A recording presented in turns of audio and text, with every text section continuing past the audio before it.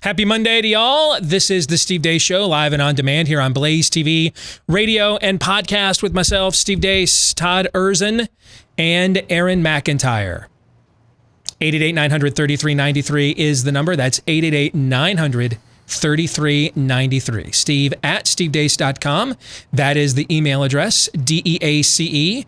That's how you spell the last name. You can also like us on Facebook. Follow us on Twitter at Steve Deace Show. Parler at Steve Deace. We went over 10,000 followers over the weekend on Parler, so thank you very much. You can also go to our Facebook page. I mentioned that already, didn't I? Yes, the podcast. Subscribe, like us there, leave us a 5-star review, and check out our brand new YouTube page at youtube.com/Steve Deace. That's youtube.com/Steve Deace. Coming up here on the program today. Next hour, it's our monthly Facebook Ask Me Anything version of the weekly town hall. So Todd has gone through the hundreds of questions we had submitted on our Facebook page. As per normal, I don't know what these questions are or what topics you guys will want me to address. I like it that way. I like to be hit with that stuff cold and off the cuff, and we will do so coming up on the next hour of the program. At the bottom of this hour, I've told you I haven't looked much at numbers in this election cycle. I looked at a little bit the last couple of days, just out of curiosity, but I'm not really delving in depth. But I've been following the environment closely.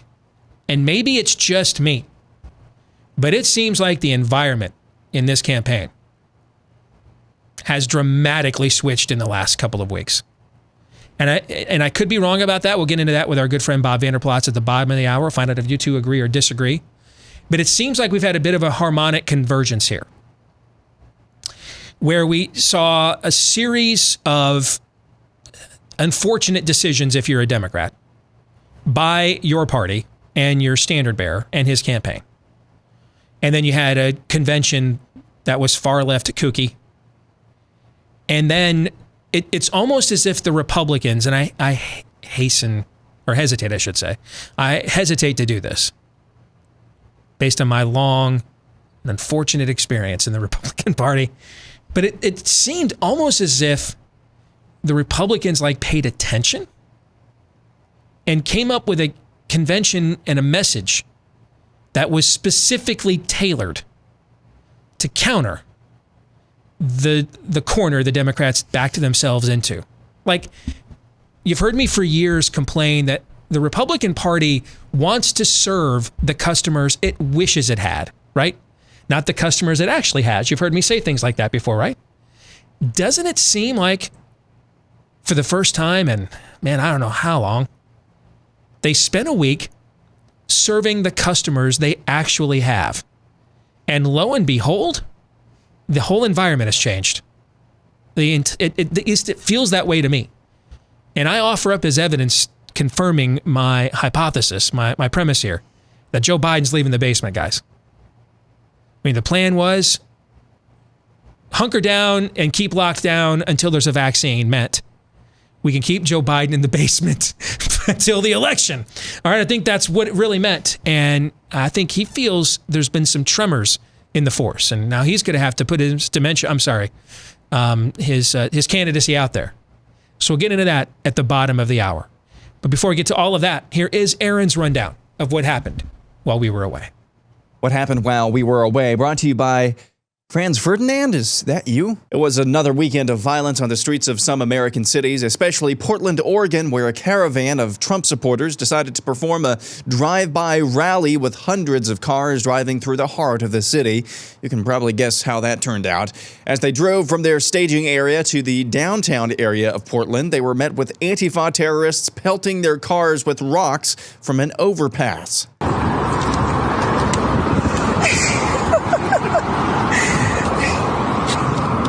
Then, once the caravan showed up in downtown, the Trump supporters and Antifa terrorists clashed.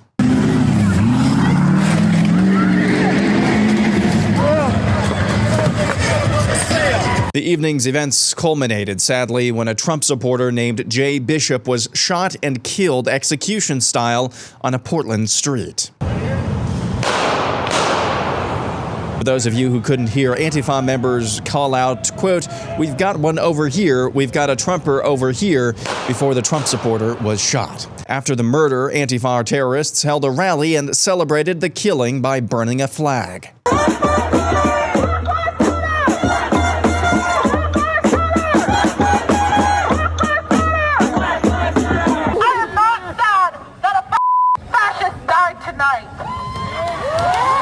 Portland Mayor Ted Wheeler blamed the violence on President Trump. We've had to listen to your anti-democratic attacks on journalists.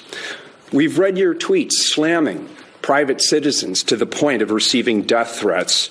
And we've listened to your attacks on immigrants. We've listened to you label Mexicans rapists. We've heard you say that John McCain wasn't a hero because he was a prisoner of war. And now you're attacking Democratic mayors and the very institutions of democracy that have served this nation well since its founding. In Oakland, California, 700 Black Bloc militants marched through the town chanting "Death to America."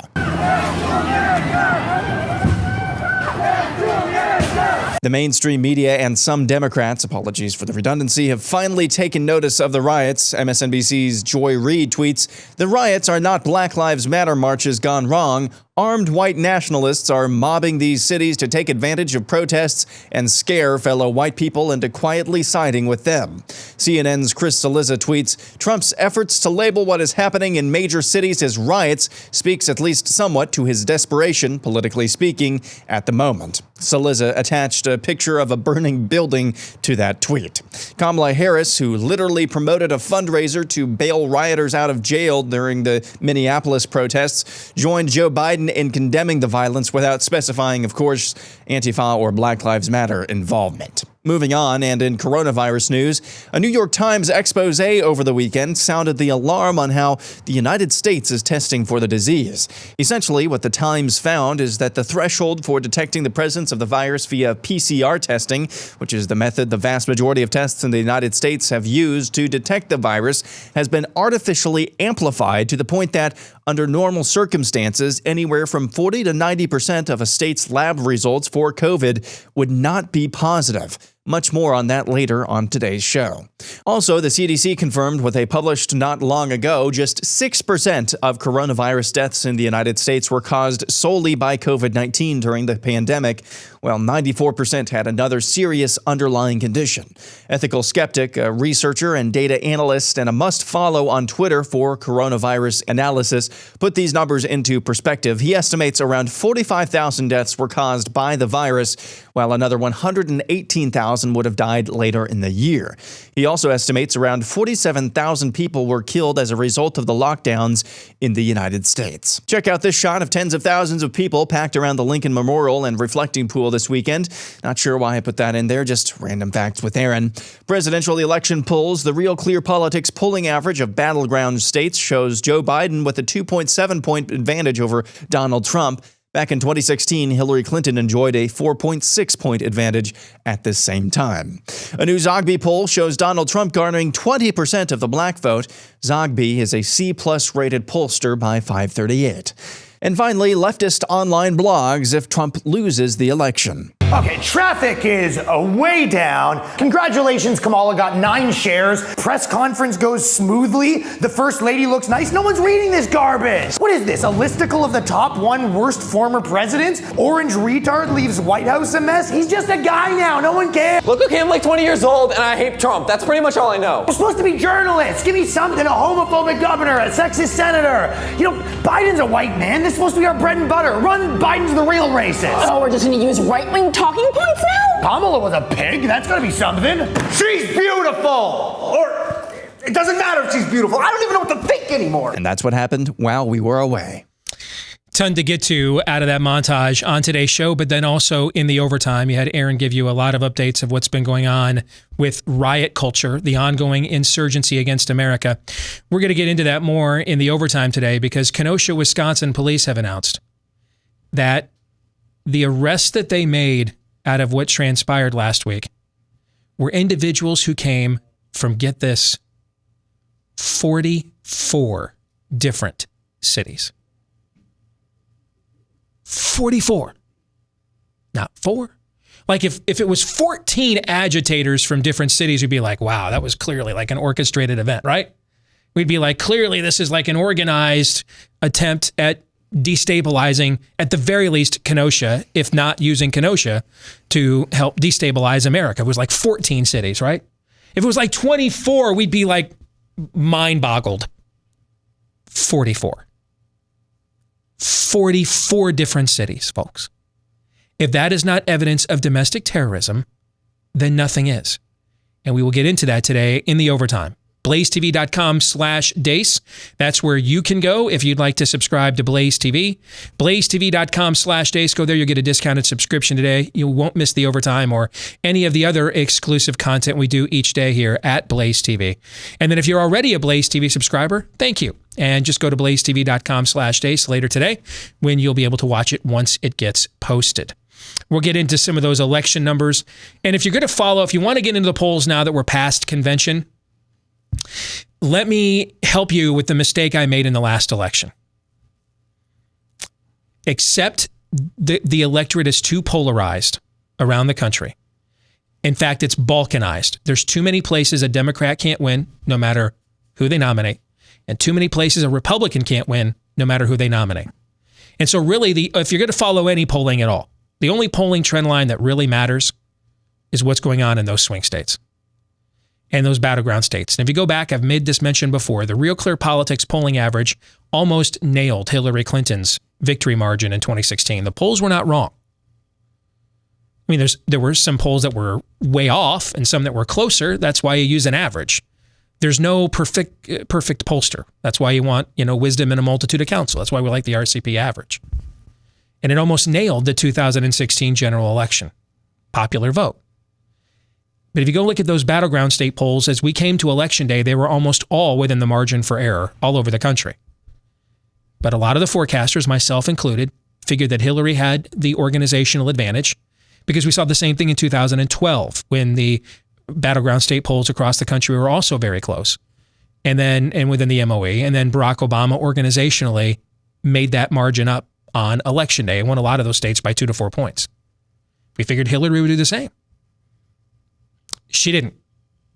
And we were way too confident in our forecasts. Those were wrong, not the polls.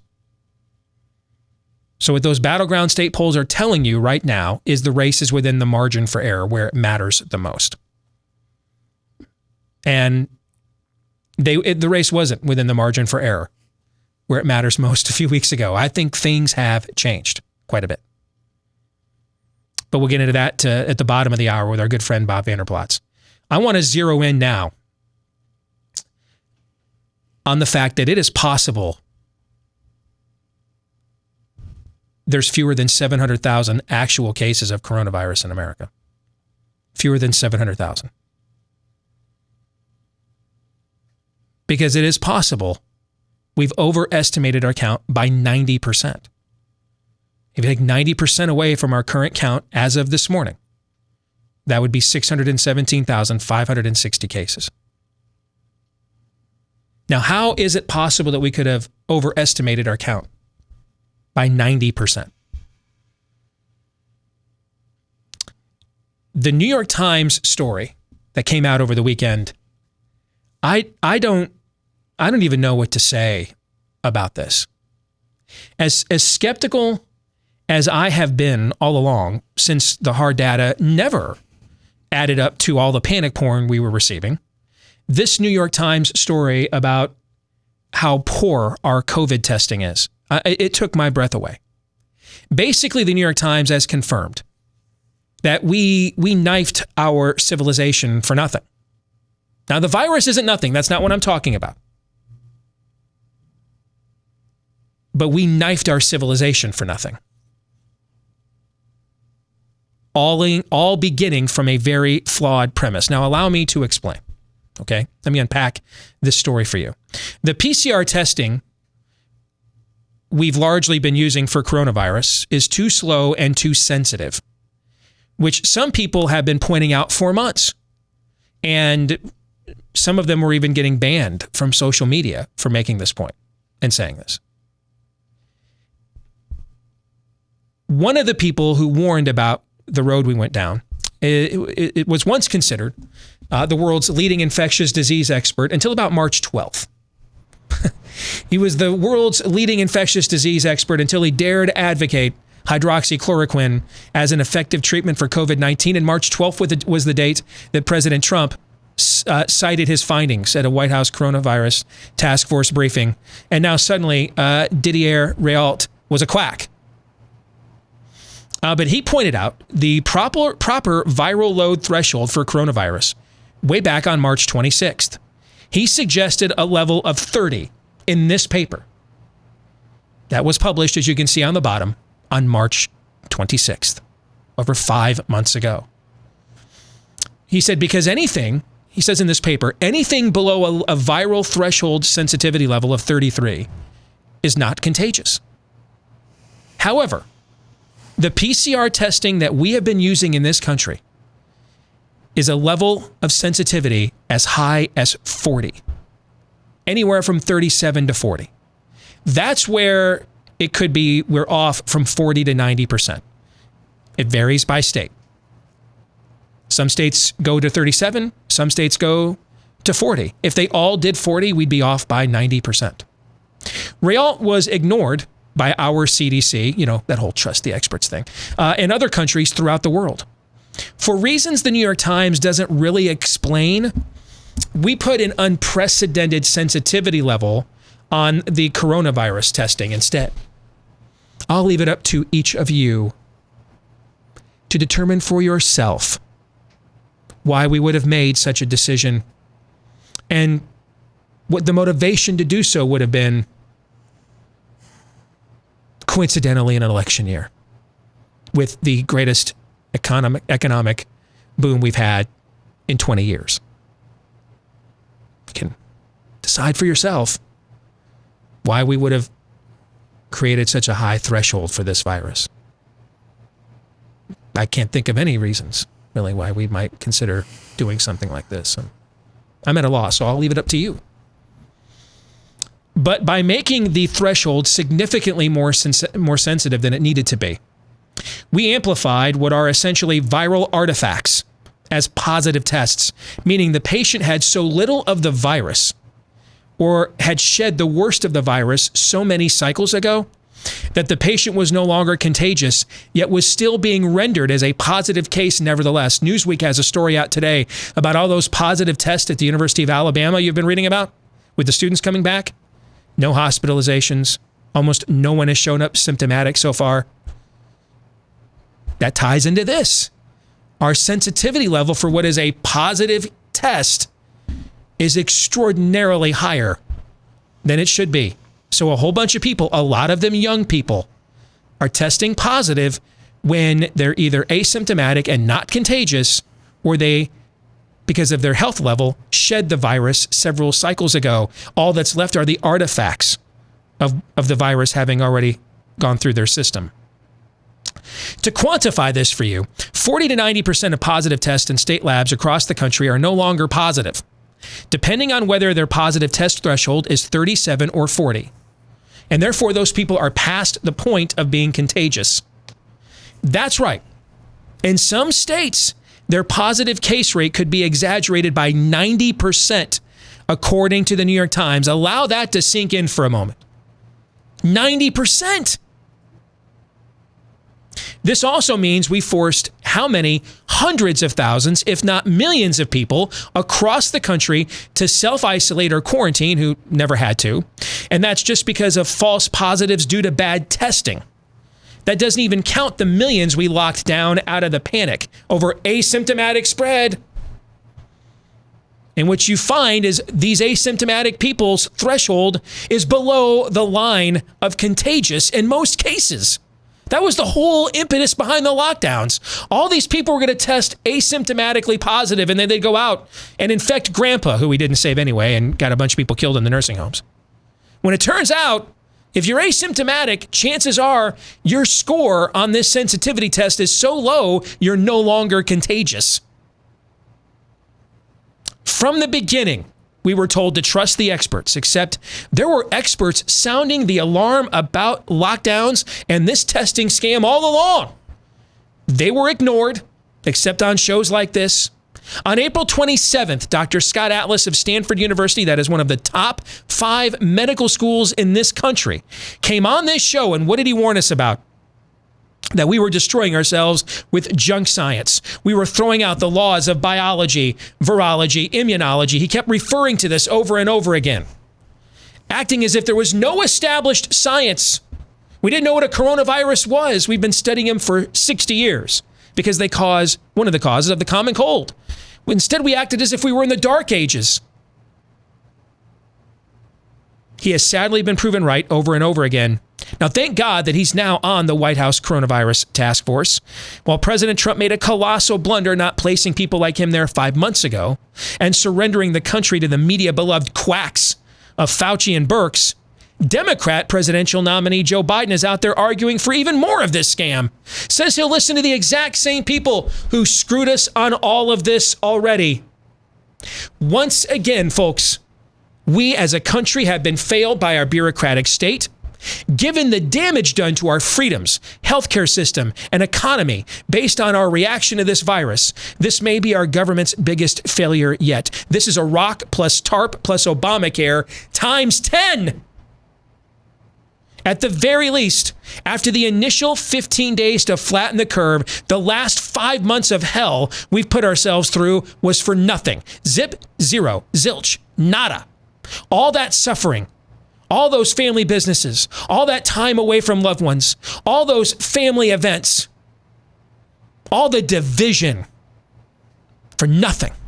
But because our bureaucratic state sucks at life and has too little accountability. Oh, and one more thing. Sweden was right the whole time about everything. Look for yourself. Gentlemen, your thoughts?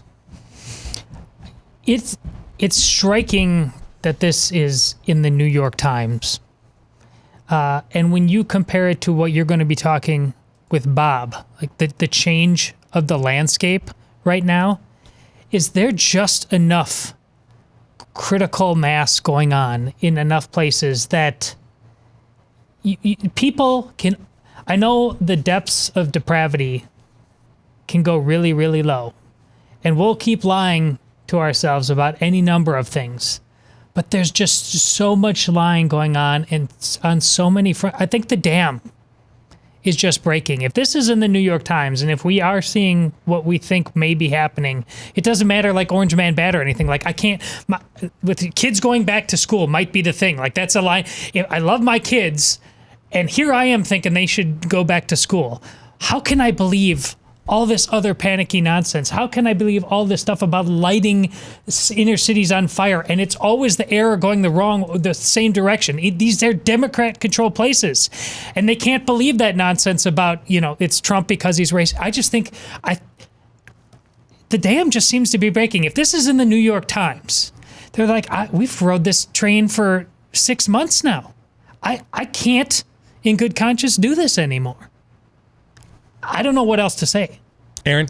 Yeah, I was talking to this about talking about this to my father-in-law last night, and he said, well, if the New York Times is saying that, I trust them more to lie than I do to tell the truth, actually. And so it's like you're waiting for the other shoe to drop. And the author of this expose in the New York Times actually says, well, this is not an argument for less testing. It's actually an argument for more testing. It's like, okay.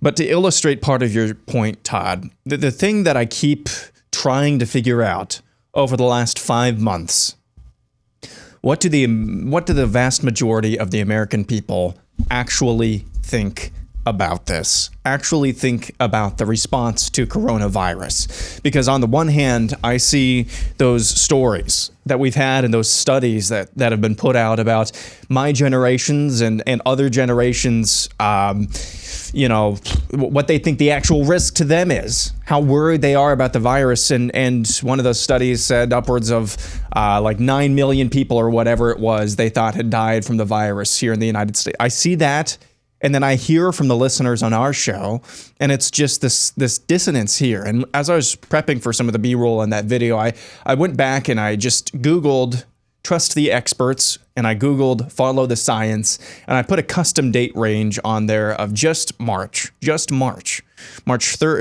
to March 31st. And it's so strange, and it's very eerie that I would see stories about how there's a study that says most Americans don't trust the experts. And then right next to it, it says most Americans trust the experts. How do you reconcile these two things? How do you even figure out where we are as a people with this virus? I don't know what this is. You talk about the critical mass, Todd. I mean, people want to go back to work, but at the same time, I see people, I see local governments, I see state governments still getting away with just ridiculous measures. California, of course, you expect that from California, but California is the most recent ridiculous example, trying to essentially prolong the economic fallout of this with some new guidelines. I just don't know how much more the American people will tolerate, or on the flip side, I don't know if the American people are still so freaked out that they're going to allow this to continue, because we just, again, I just don't see how these sets of data, these opinions are reconcilable. I guess we'll find out. Maybe come election day. There's an easy, well, not easy. There is an answer to what you each articulated. There's two wholly separate countries and cultures that are living here simultaneously. And in the middle are a whole bunch of people who aren't informed, don't care about most of this, and are just kind of living instinctively. Okay? So instinctively in March, which is still cold and flu season, there's a bad virus, it's winter, allergies are about to arrive with the spring. Instinctively, it made sense for that herd of people to go along with that prevailing mood, okay? But instinctively, it goes the other way now. Instinctively, it's like, I got to get back to work. That unemployment bill expired on July 31st, man. I got to get back to work. I got bills to pay. My kids got to get to school. They're driving me nuts, number one. But number two, she wants to cheerlead, play basketball, volleyball, cross country. He wants to play football, We got to get our lives back. And so there's been no piles of ash anywhere. Yes. And so instinctively, the winds that were blowing in March and April are blowing in the other direction now. And so that doesn't mean there's 40% here and 40% there, and then there's 20%. That's not what it means. That model doesn't exist anymore. There's very few people that are really, really committed to a constitutional form of government. And there's very few people that are really, really committed to a Marxist form of government. In the middle are a bunch of Americans who instinctively are pro-America. They just can't really quantify that because they've been diseducated or miseducated. Instinctively, they want to rally around the flag, but they don't really, a lot of the values that it was founded upon, they weren't taught. So they're living instinctively. And they're caught between an invading army and those of us that are on the wall trying to hold the Visigoths back. Okay? They're caught between. And the reason why you can see sudden sea changes, like what we sense we're seeing with this election cycle right now, is because that instinctive group is like, all right, man, enough. I just got to live my life now, right? Yeah. It's fall. I got to get to school. I got to get to work. I got Christmas presents to buy in a month or two. I got to live my life. And so that instinctive airflow is now blowing in our direction. I think that explains what you're talking about. We'll get into more of this, though, with Bob Vander Plaats in a moment.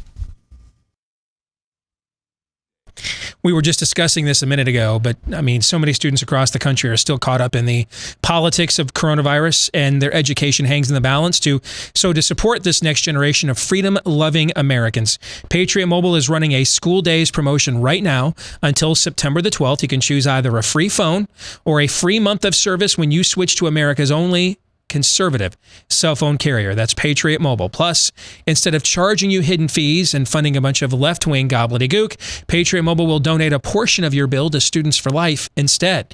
So you can get the same reliable nationwide service while supporting a company that shares your values and puts people before profits. Not to mention, switching is easy. You can keep your phone number, bring your own phone, buy a new one if you wish to do that. Take advantage of the school days promotion right now by calling 972-PATRIOT using the promo code Steve at 972-PATRIOT, or just go to the website, patriotmobile.com/Steve. That's patriotmobile.com/Steve. Let's welcome in our good friend Bob Vander here from The Family Leader. Good to see you, sir. How are you? I'm doing really well, other than suffering from the seasonal allergies. I don't know about you guys. You guys are affected by the pollen rate out here or the smoke coming in from California. I don't know what it is. It's high in Iowa right now. Is it? It is, right. But I'm doing good. All right.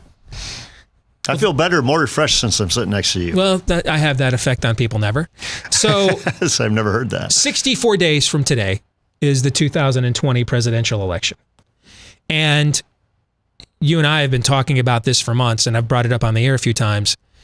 I couldn't tell you what a lot of the data is. I've not looked at it, not studied it, and you know that is not how I typically roll, right? I mean, I've got this stuff memorized. I do have all the data memorized. It's just on COVID and not the election. I've seen a couple of things that I have found interesting, though. Real Clear Politics' polling average of battleground states right now compared to where it was post-convention 4 years ago. And essentially, it's less. Biden has less than a 3-point edge, which is it's a margin for error, basically. Sure. Basically, a toss-up. And I have, though, been closely studying the environment, and it feels to me like there has been a massive sea change in the environment, Bob. And I think it's been a harmonic convergence here. It's like when you're watching a game. And there's a moment when the other side seemingly has all the momentum. But you know what? I remember a Michigan-Iowa game. Since we're not going to have football maybe this fall, there was a Michigan-Iowa game when I was at my senior year in high school. We came into Iowa City. You guys jumped all over us. You were up like 18-0 or something in the first half. And Hayden Fry tried a fake punt. Do you remember this game? I do remember. I remember both teams were in the top 10. Yes. Yep. Hayden Fry tried like a fake punt. We blocked it. Like right before halftime, and returned it for a touchdown. And Iowa didn't score again the rest of the game. And the final was like 45-18. All right. It was just like the floodgates just kind of opened. And the momentum shifted. Yes. And you could just feel it even watching on TV. If you were in the stadium, you could sense that, something changes. And it feels like that has happened here in the last few weeks. And what's happened is there's been a confluence of events here. Joe Biden's, I think, running mate choice was a disastrous choice. They chose someone who their own primary electorate, Bob, laughed off the national stage. She didn't make it to the Iowa caucuses. 2 months before Iowa, she dropped out, in fact. And now it's historic, and we need to vote for it because it's historic. Yes. So her own primary electorate didn't think she was a viable candidate. That's his running mate. Then we need to lock down for Evs, okay? Mr. Lockdown, listen to Fauci and Birx more. And then the convention they put on, they offered no room for normalcy at all. Like Joe Biden was supposed to be the soft landing candidate. If you live in the suburbs where you and I live and you just don't personally like Donald Trump, they nominated Joe Biden so that you could feel like he's not one of these Marxist Democrats. It was safe to vote for him. And instead, they just went, it was a kookathon. And then the Republicans seemingly put a convention together specifically designed to answer or take advantage of the opening that the Democrats provided. I think a lot of us were fearful when we saw everybody named Trump other than Barron and the sister who's wrote that gold digging book that's out right now. We're all going to speak. We thought, this is going to be just a slurpathon, right? Just all going to be fearless leader crap that even if you like Trump, most people can't stand. Instead, it wasn't any of that. Okay, it could not have been more pro-America. It could not have been more requiem for the common man. And it was like they specifically tailored it. I don't know, maybe they watched the Democratic convention. Maybe they were originally going to do that. And they thought, guys, there is a massive opening here. They fumbled the ball. Let's pick it up and run it into the end zone and see if that doesn't change the momentum of the game. It certainly seems like the whole environment has changed. Your thoughts? Well, I think you're exactly right. And there's a lot of things that are happening, though, too, in addition to the convention. I thought, and first of all, hat off to the Republican National Committee for putting on a convention like this. How often have we said that on this show? Or have you felt like it was safe to come on this show and say that? And the thing is, our bar is pretty low, right? Yes. We didn't think that they could do it. And I tell you what, it was masterfully done. I mean, there's only a couple of speeches where I thought, I wish we could have done without those. But by and large, I thought they just threaded a needle. And it had to be prepared before the Democrat National Convention. I don't think they could pivot that quick with a lot of pre-taped speeches. So in other words, do you think the Democrats just made a tactical error by playing it right into their hands then? And the Democrats, I think, played right into the hands of their base, which played right into the hands of what the Republicans wanted to thread, and that is pro-Americana. And so when you got Pence and Trump raising American flags, Trace Atkins singing the Star-Spangled Banner, you're basically saying, if you want to stand with the flag, you want to be with us. You want to kneel to the flag, you want to be with them. I'm going to stand with the flag every time. I think that's where you get some of that momentum. But the other thing that happened during all this is Kenosha, Wisconsin. That's the other event. I mean, Kenosha, Wisconsin, that just sent a message to everybody in middle America or anywhere in America. This could happen to you. You're not safe. We're going to get into this later in the overtime. You're overtime going to burn down your cities? Are you kidding me? 44 different cities represented the arrests police said in Kenosha, Bob. 44. That's not some spontaneous combustion over a controversial shooting. That's clearly an organized act of insurgency to take advantage and exploit it. So I think when Trump is talking about law and order, this is a vision of two completely different Americas. I think, Steve, what you said early on about why you would be in for Trump this time, it's a battle of worldviews now. It's not about orange man bad, orange man good. This side's going to take your worldview, your America that you believe in. They're going to take it completely one direction, where Trump and his team are take completely another direction. And I believe since they've gotten so brazen in how far they want to run left, I think it's made Trump more brazen in how far he wants to run right. And that's where I think we get the feeling, well, we need to find out. And after reading Nate Silver this morning, is it more than a feeling? Does the data back up the feeling? I think everybody's feeling the feeling. Is it more than a feeling? Is the data going to back it up? I got to tell you at this point, Bob, I don't know what data to look at, really. I'm probably going to follow the RCP battleground state average. And then after that, I don't know who I can trust. I don't know who is being honest with you. You bet. And in a way, this seems like we're setting up for a replay of the 1988 election. And if you go back to that election, the environment was in favor of Democrats. They'd had a strong midterm election in 86. Of course, it's difficult to win a third term after you grandfather out a president. It's difficult for any party to do that. There was unease with George H.W. Bush. Remember the wimp factor, the vision thing, right? What's he running on and all that kind of stuff. And he was way, way, way, way, way behind in the polls. I think there was even a Gallup poll in June that had him infamously down by like 17 points or something. Mm-hmm. And then they had their conventions, and Michael Dukakis openly, we're going to raise taxes, we're going to do this, blah, blah, blah, blah, blah. And that created an opening for Bush. The ultimate applause line at his convention speech was what? Read my lips, no new taxes, right? And be prudent. Yeah, they dropped the hammer on that. Now he ended up violating it, and it cost him his presidency. Sure.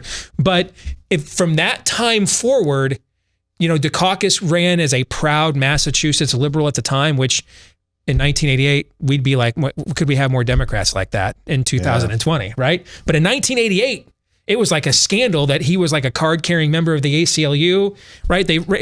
Willie Horton. I mean, nowadays Republicans want to let violent criminals out. It was a scandal in 1988 that you even did this in Massachusetts. But Dukakis, for what was considered left-wing at that time, so decided to occupy earnestly that space that he created the opening for George H.W. Bush to walk in and be the kind of candidate that in his own way, Ronald Reagan was, that he didn't like himself when he ran against Reagan, but that's where the opportunity presented itself. And I wonder, and we went from, in June, it looked like Michael Dukakis was going to coast to a win, and on election day, he got destroyed.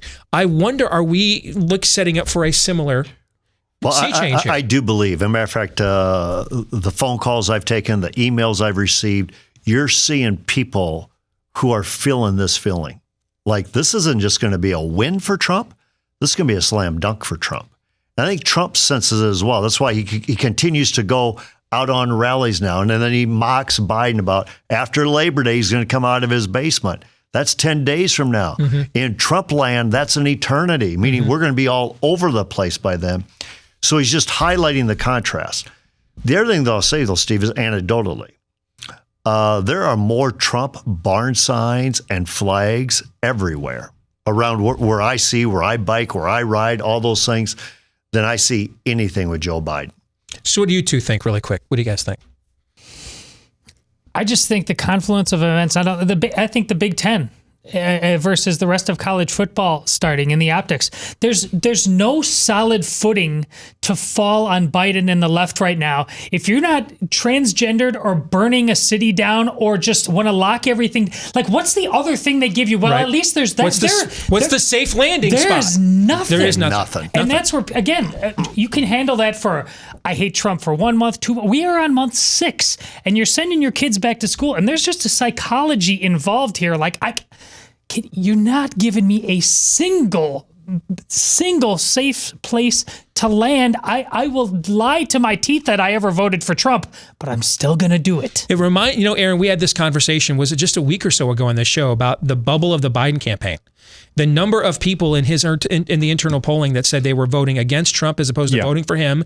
And I'd never seen a number like that, where it was plus 20 points for voting against Trump. And I just said, guys, you can't sustain that negativity for a long period of time. That's just not how human nature works.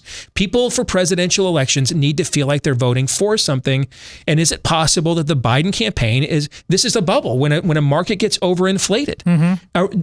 Are we watching that bubble pop right now, Aaron? I think we very likely could be. And I think the thing with feeding the negativity and relying on that for so long is that can actually boomerang on you.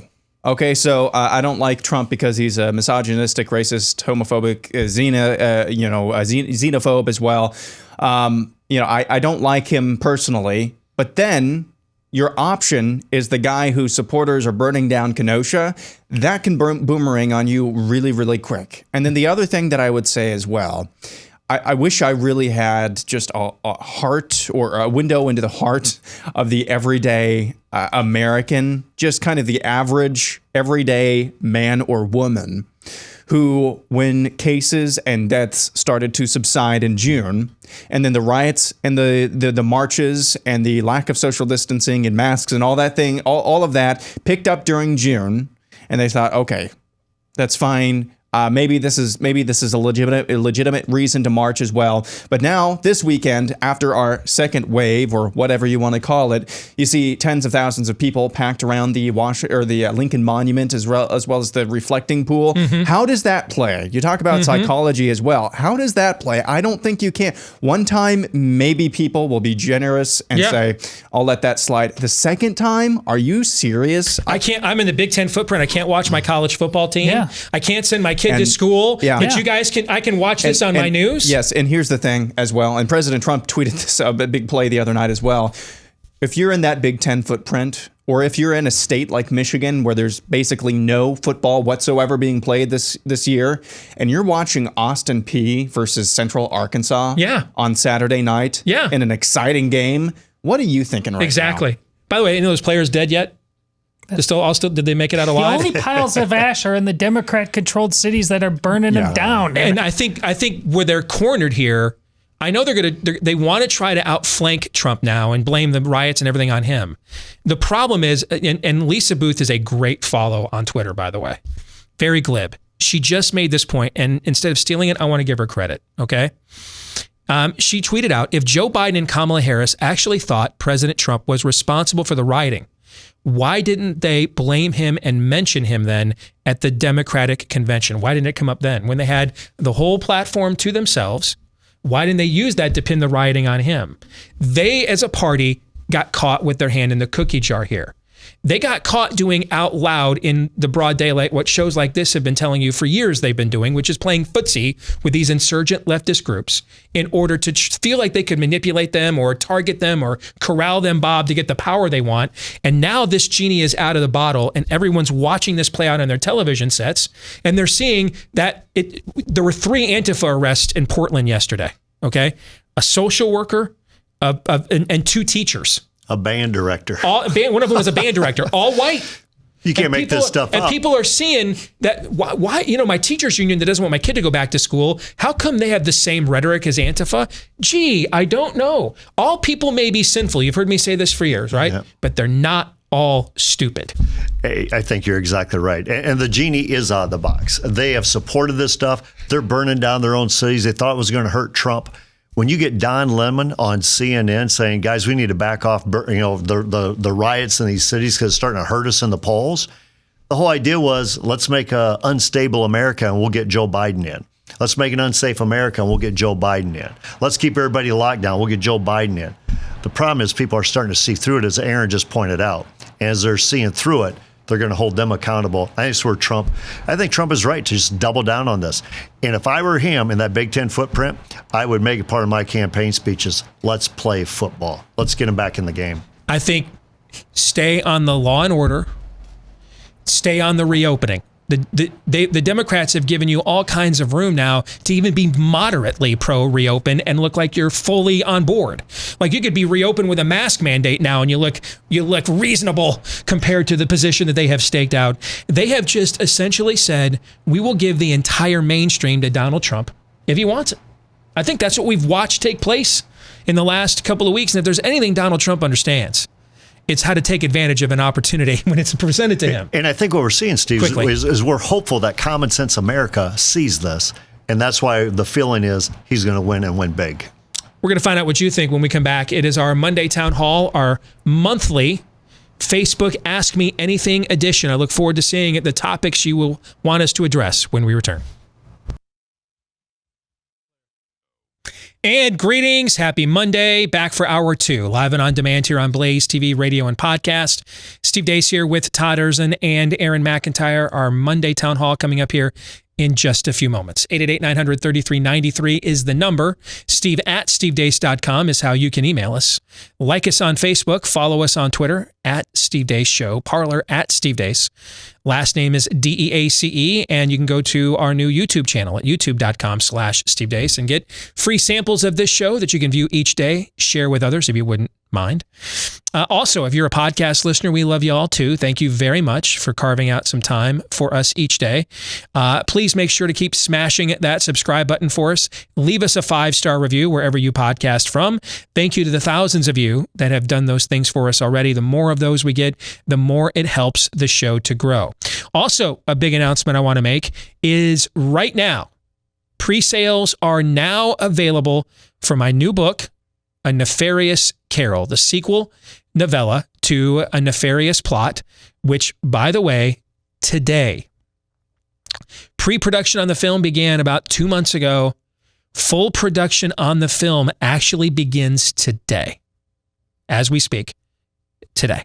So we're very excited about that. The sequel book, due out December the 15th, is now available for pre-sale at barnesandnoble.com, but also at amazon.com. Just go there right now. The link is on my Twitter account, at Steve Deace Show, on my Facebook page, facebook.com/Steve Deace, or just go to Amazon, search my name. It will come up. All right, so if you want that delivered just in time for Christmas for you, and it is sort of a Christmas-themed book. You've read it, Todd. That's fair, right? It's sort of a Christmas theme. Absolutely. Right? It's a perfect Christmas gift. It's patterned after A Christmas Carol, just as A Nefarious Plot was patterned after the Screw Tape Letters. This is patterned after another one of my all-time favorite stories, A Christmas Carol, just albeit with a darker twist. All right, so you can learn more about it and get your pre-order today for the novella sequel to A Nefarious Plot at Amazon.com right now. It's called A Nefarious Carol. I've heard from a bunch of you. These went up actually yesterday on a Sunday and got the word out as soon as I could. I've heard from a bunch of you that have ordered it pre-sale already. Thank you very much. Appreciate all of that too. All right, let's get to our Monday Town Hall Facebook monthly Ask Me Anything edition, brought to you by Rough Greens. You know, one of the things that makes me happiest as a dog owner is being able to take care of Cap when it's not too expensive. I had a nightmare last night. I had a nightmare that I went to the pet store with my mother-in-law. I don't know why her and I went together. She's probably listening to this. Actually, she listens all the time. I went to the pet store with my mother-in-law and Cap, our dog. And we lost the dog. He just took off on us. And I woke up and I'm like, is the dog okay?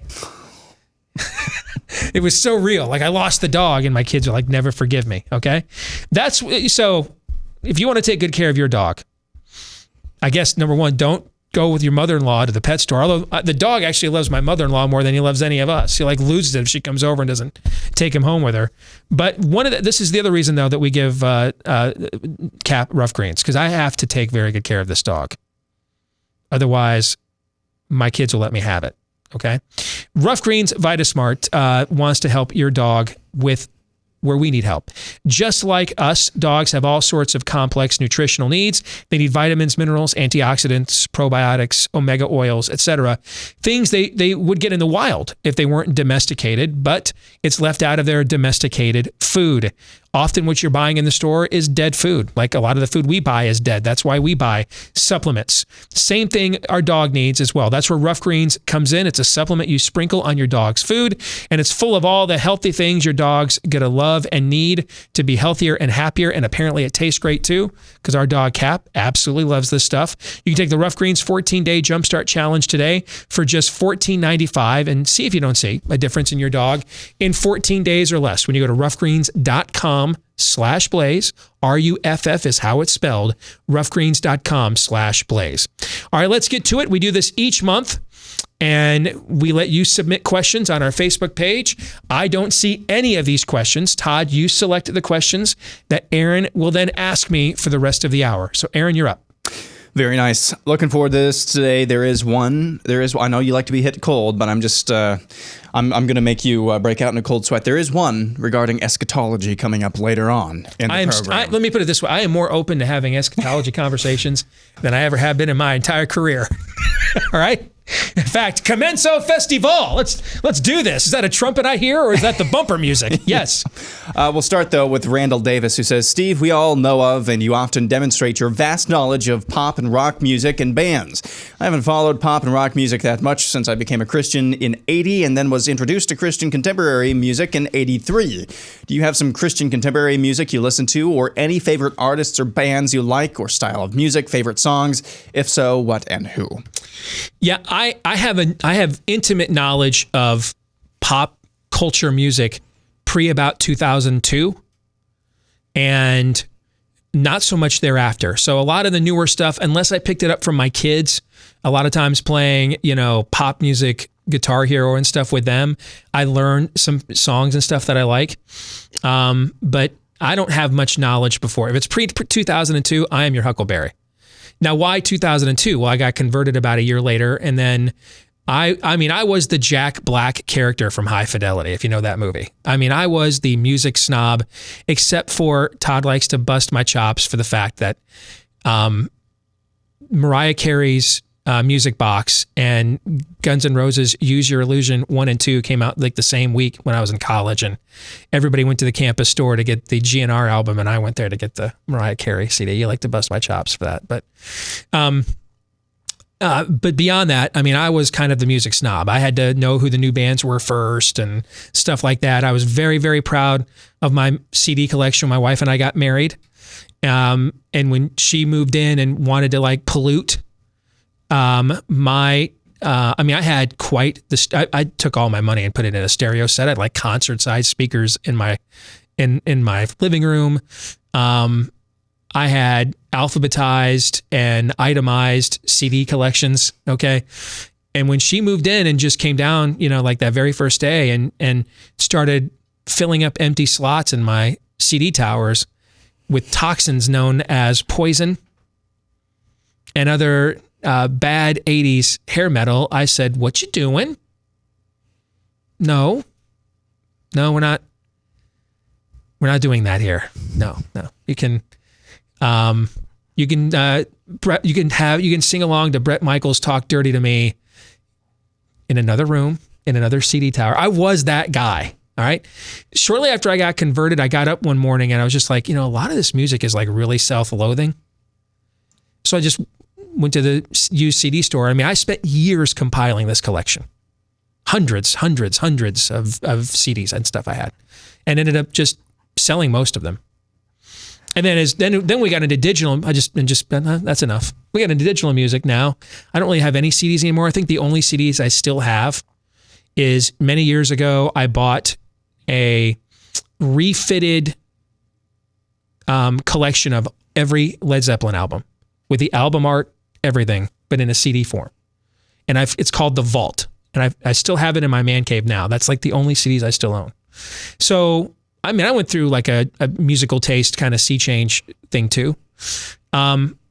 I was really into contemporary Christian music for a while. It's not that I'm not anymore. It's just that I'm 47 now and I'm not really into anything contemporary, anything anymore.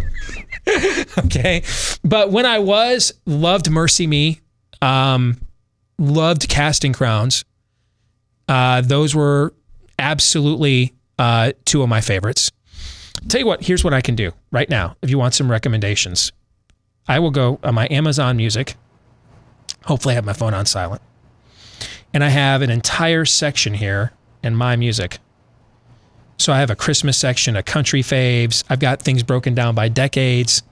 All right. And I've got an entire worship section in here. Okay. So there's a lot of Chris Tomlin in here. I'm a big Chris Tomlin guy.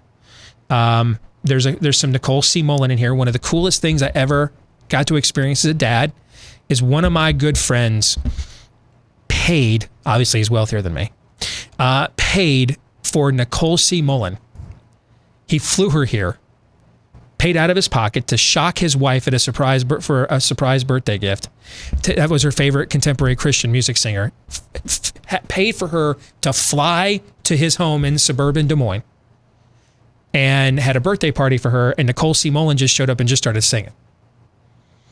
And one of the coolest things, I've tried to post this video on Facebook and Facebook takes it down, claiming it's a copyright violation. But Zoe was much younger at the time. Anna was obviously younger, but was still probably 10 or 11 years old. And she was just getting into her singing lessons and singing at church and in performances. And this friend of mine was like, you should have your daughters go up there and sing with Nicole. And she was okay with it. And so they started to sing Call on Jesus. And there's a moment where Anna hits this one note in the song. And I'm filming like a proud daddy the whole time. And there's a moment where Anna, she's 11, 12 years old, hits this one note in the song and she's singing along with Nicole C. Mullen. And Nicole like looks at her like, whoa, I didn't know you could get there. Okay. So that was really cool. But I'm Casting Crowns in Third Day. I'm a huge Third Day fan. So Third Day, Casting Crowns, Mercy Me, and there'll be others. There's a few Skillet songs I like, but those would be the big ones for me. And Chris Tomlin as well. And I think I've mentioned this before. One of the coolest things I've ever experienced in my life is I was at a Promise Keepers event, probably now more than 10 years ago, and Chris Tomlin was the music act. And he came out and did a live version of one of his signature songs, Famous One. And it was we didn't know at the time it was the final song in the set. And when they get done, the crowd, the guys were all singing the chorus with the band. The band puts down all their instruments, turns down all the lights, and just walks off so that there's no applause. Because they want to reinforce the message of the song, that only Jesus is famous. So that probably is much longer of an answer to this question than you guys anticipated. Cool. Very nice. Right. Complete answer. Blake Johnson asks, what are the most rewarding parts of doing talk radio for you? Has the list gotten smaller over time?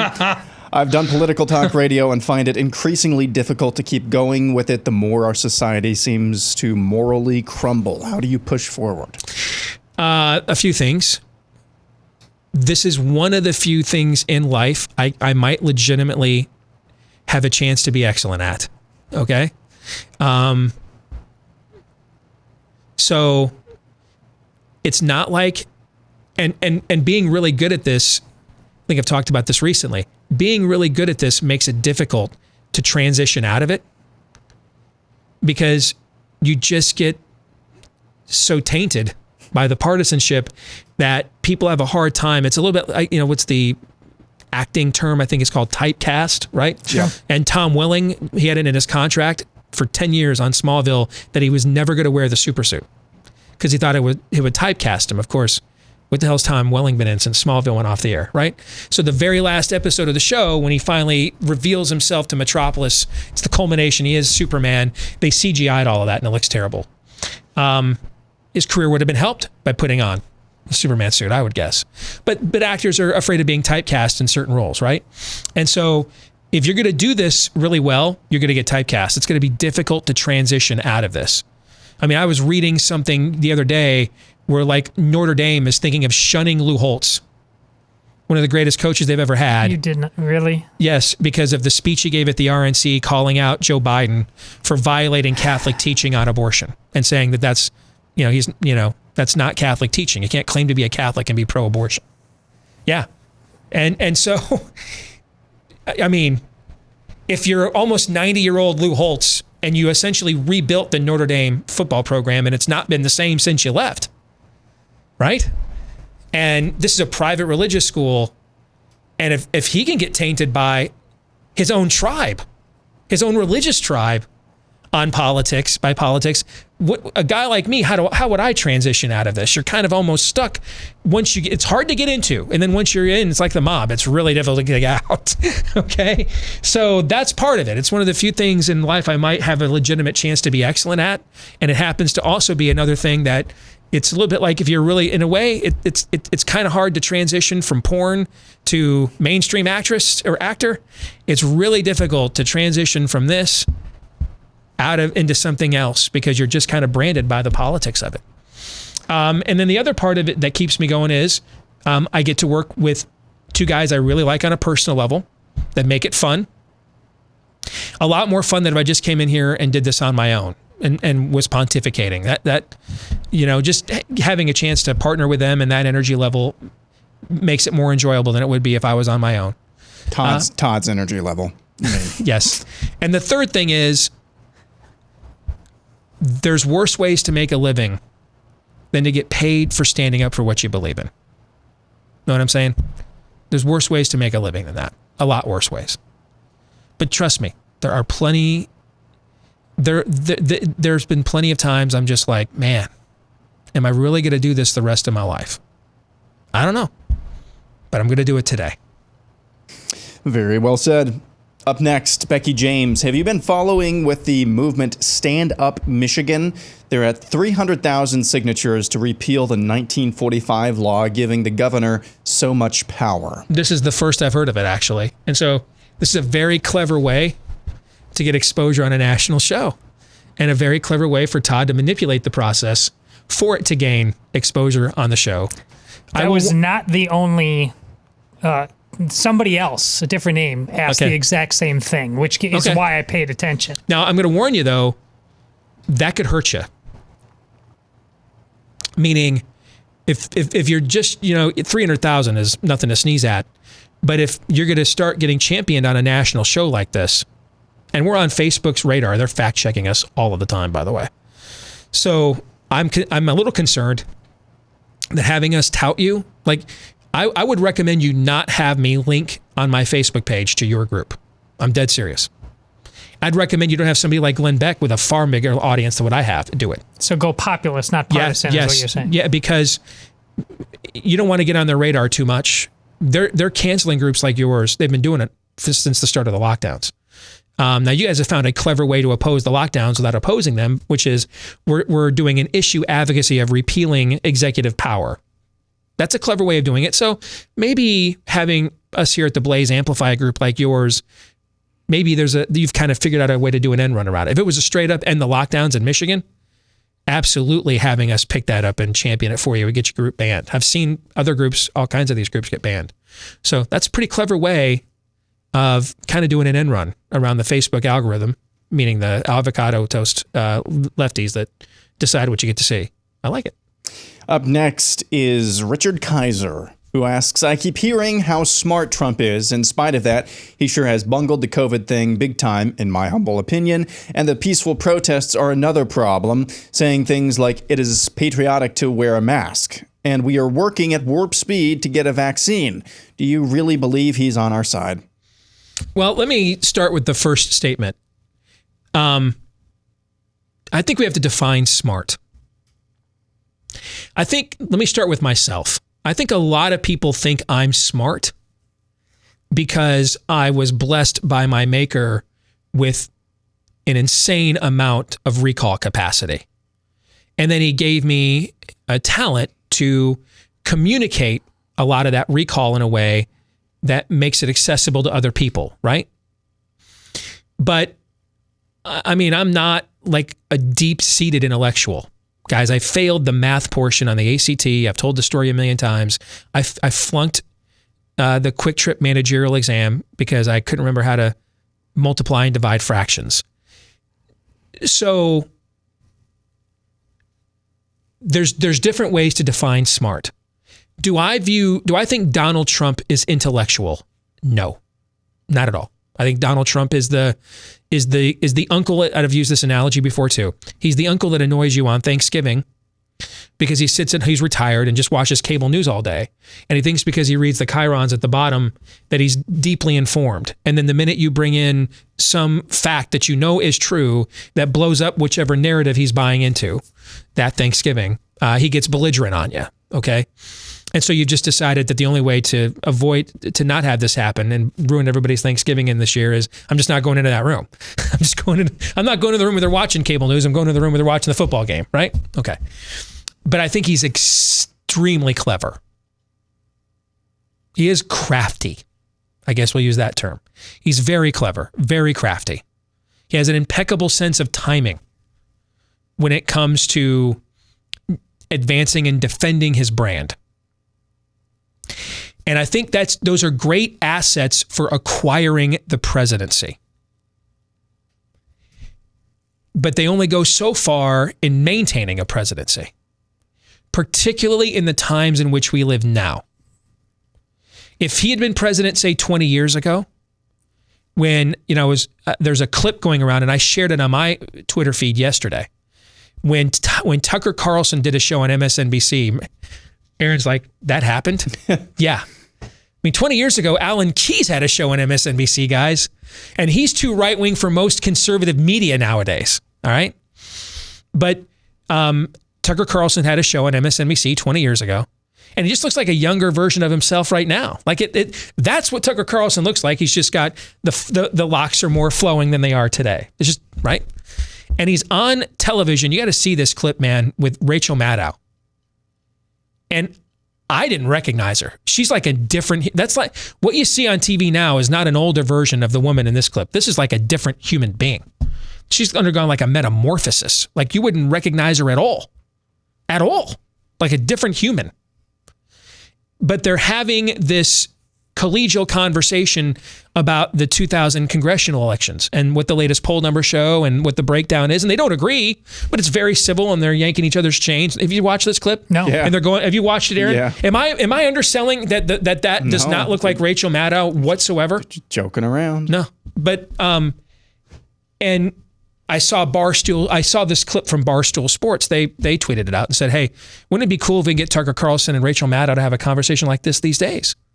And I tweeted back to them, 20 years ago, we had worldview issues, but it wasn't mainstream in 20 years ago to have a different definition of gender, border, criminal, and marriage, right?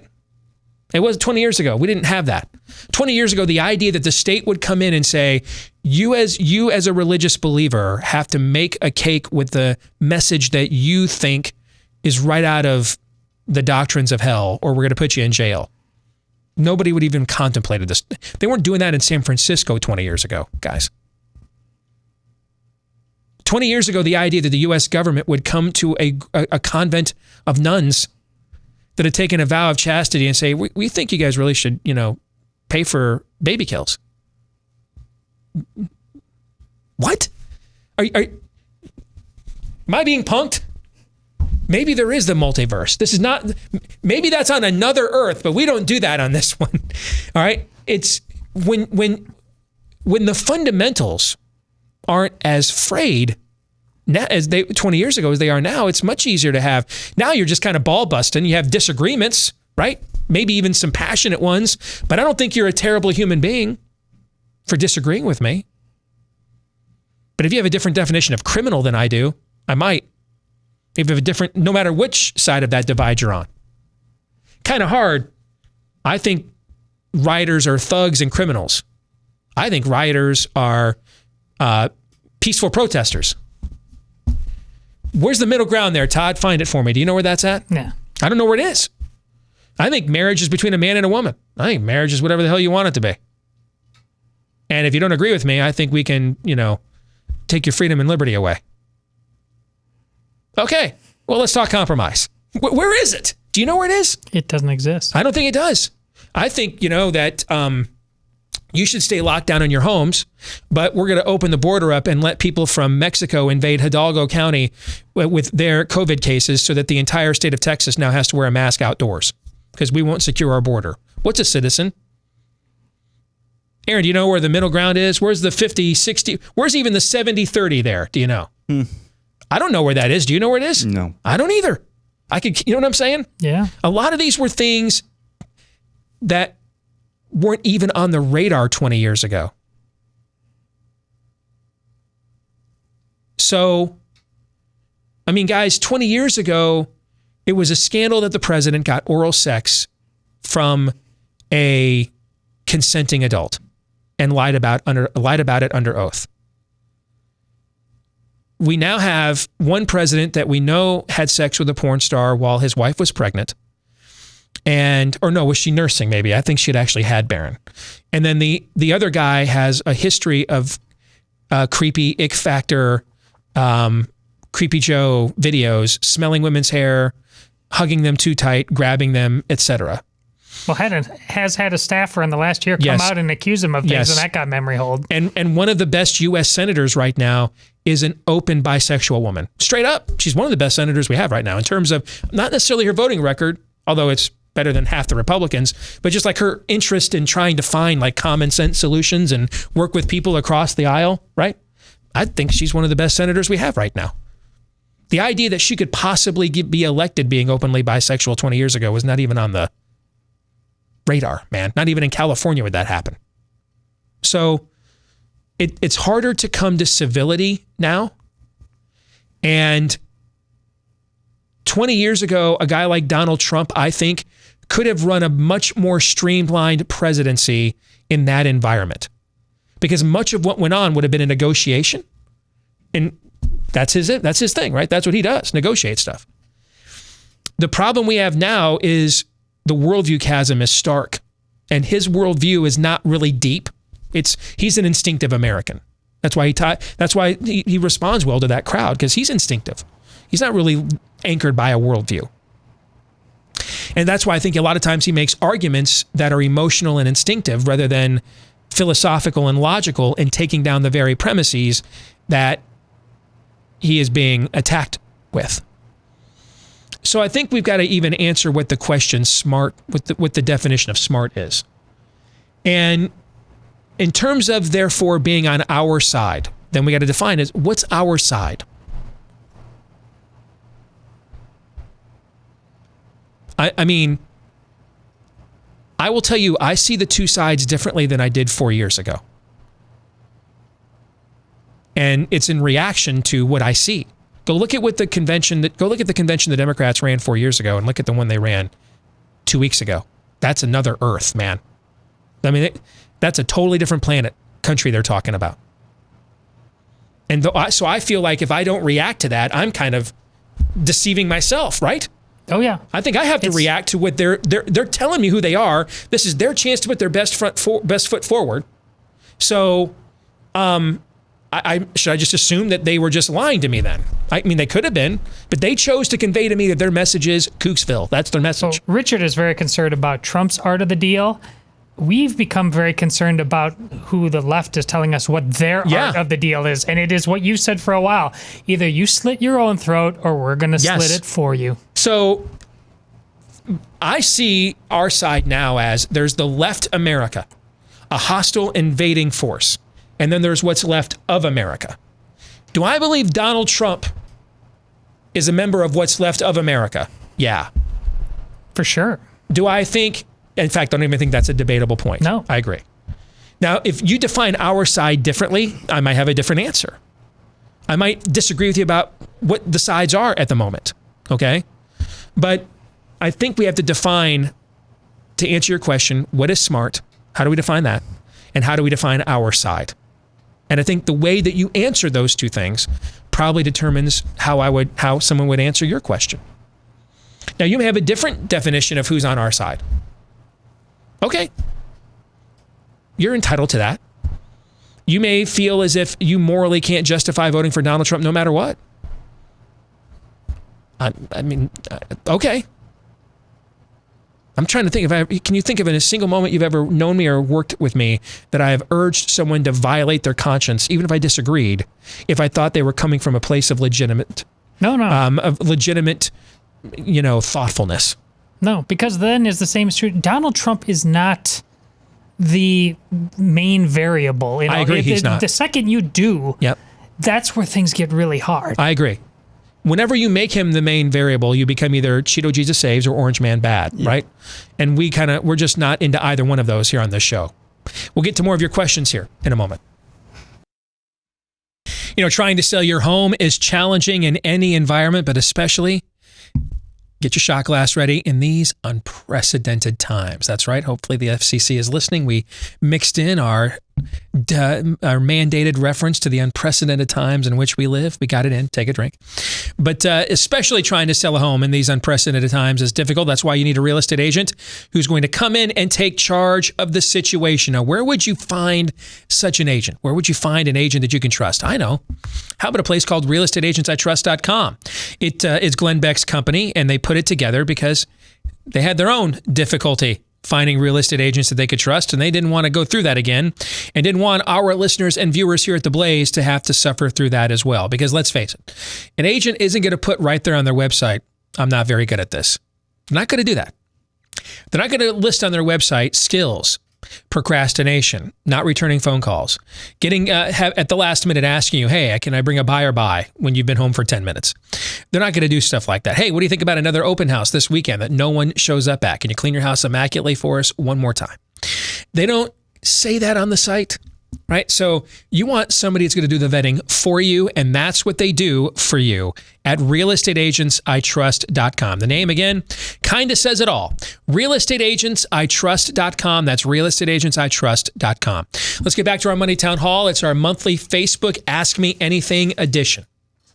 We'll go next to Gordon Smith, who asks, once the lockdown is officially over, or as much as possible that it's now known how easy it was to do, will people be able to let go of this habit of harassment of those who are not masked or distancing, allowing us to get back to where we were in 2019? I think that's a fantastic question. I agree. This is the part of this. I mean, what the panic porn straw man is unraveling. We're in the if panic porn were a 90s grunge song, it would be Weezer's Sweater Song. Okay? It is unraveling thread by thread with every guitar lick.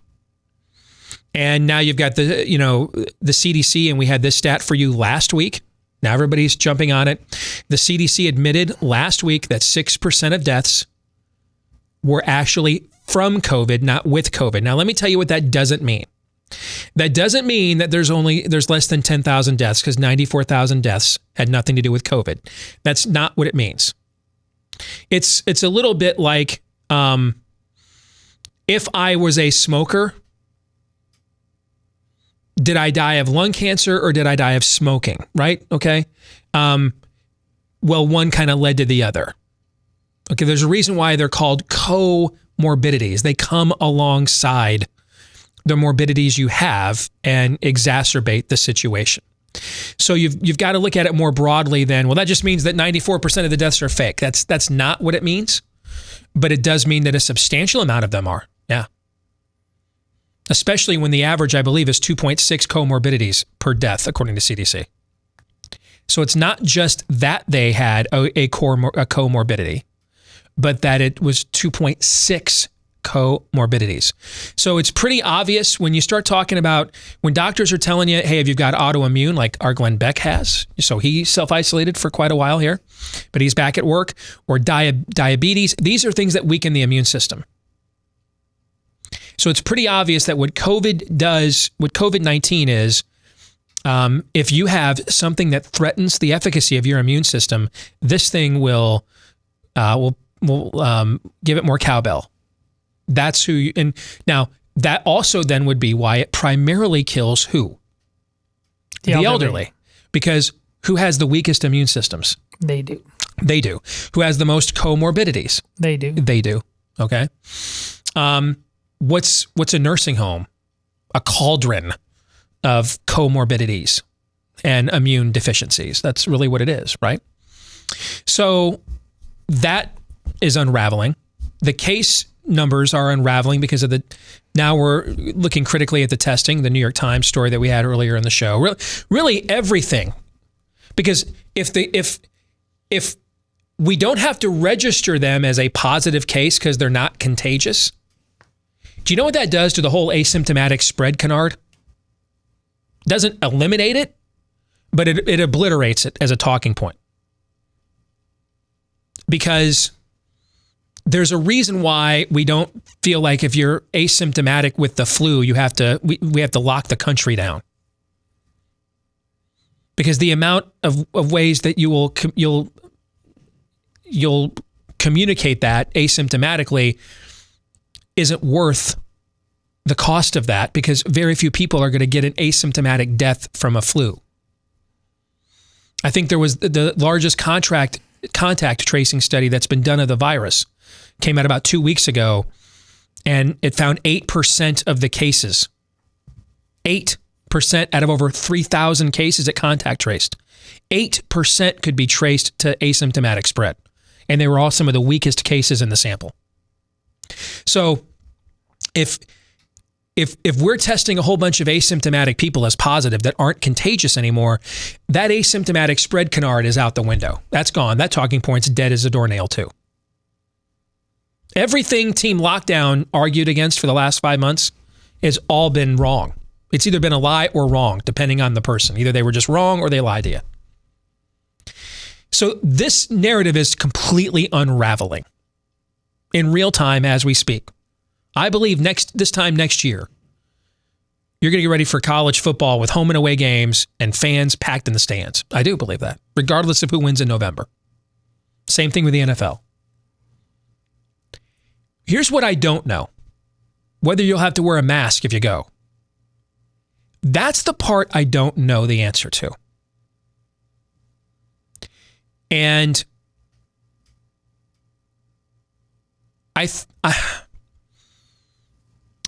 and it's because that instinctive group in the middle that I talked about last hour, they're very split on masks. That instinctive group in the middle there, some of them want to wear masks because they think they help, but they don't.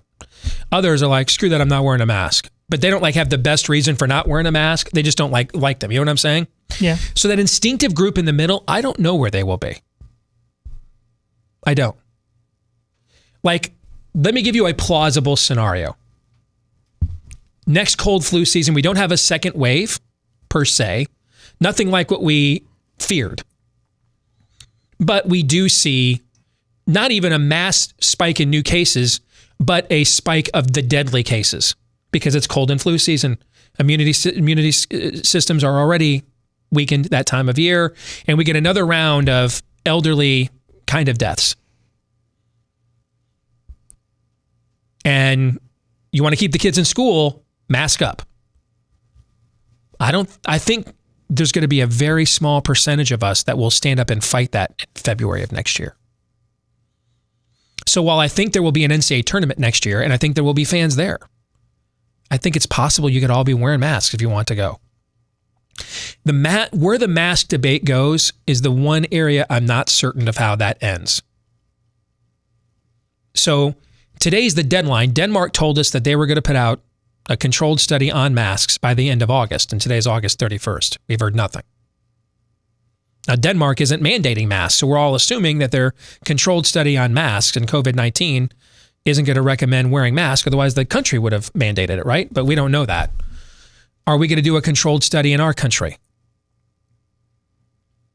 Because we have data points in other countries, Norway, all the Scandinavian countries basically they've done all the science on the masks and they don't work. But we don't have any of that in our own country yet. We have common sense, which is, hey, if masks didn't help me with a larger microbe during flu season, why are they helping with a smaller microbe for COVID-19, right? Yeah. But that's not an easy case to make in a sentence or two. So I don't know where the mask debate will be this time next year. I don't. I think that's way up in the air. We'll move on to Philip Sechrist, who says, why do you keep calling the protests and riots mass spreader events? We should have been calling them herd immunity enhancement gatherings. I think that would drive them nuts. That's clever. Well, you guys know I'm dubious of outdoor spread of COVID. Why? Because the data is dubious of outdoor spread of COVID. But not all outdoor events are the same. Okay? There's the outdoor event where we all come to an organized, like a Oktoberfest, okay? And we all come together, to sample beer, and everybody's got hand sanitizer everywhere, and we're wiping everything down, and we're using disposable cups, okay? But we're all outside, there's plenty of porta potties, and it's a sanitary situation. That would be one, right? Mm-hmm. And then there's, let's get a bunch of people together in the middle of the night who are peeing and you-know-what everywhere, touching everything, swapping all forms of bodily fluids. Air quality's low because you're burning the city to the ground. Yes, yeah. That's a different outdoor event, guys. I mean, I've talked about this before. The virus shows up in human waste. When Italy wanted to contact trace the origins of the virus in its country, when it arrived, what did Italy go through? Its sewers. It went through the septic system. It went through it traced it through waste products. So while I am dubious of outdoor spread of coronavirus, because the data is, the vast majority of spreads are intrafamilial and indoors. And it's not even close. In some studies, it's been like 80%. But if you're going to have an event where we're all going to get together and defecate everywhere and urinate everywhere, I don't know. That could be a little bit different. Although a good counter to what I just said is, well, then Steve, where's all the COVID cases with the homeless? That's a good counter to that as well. So, speaking of COVID cases, did you guys see that story about the Amazonian tribal chief who tested positive for coronavirus? True story. I did not. Yeah, no. True story. The Hill has it today. Moving on, Angela Rich says, have the current events influenced your view of eschatology? If so, how?